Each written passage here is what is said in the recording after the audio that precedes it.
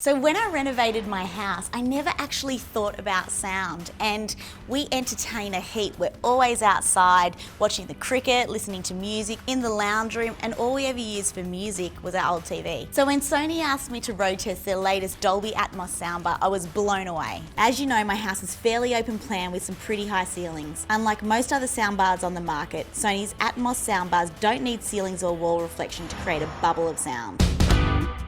She's beautifully slimline. She sits perfectly mounted on the wall between your TV and your cabinetry. The sound quality is unbelievable. It's just like being in a cinema. I can't wait to show the kids. Let's go. Whoa, man.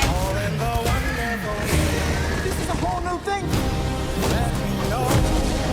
You got to have eyes in the back of your head. What in the Sam Hill? All right, you lot, how was that? Good. Guess what? What? There's one in the games room.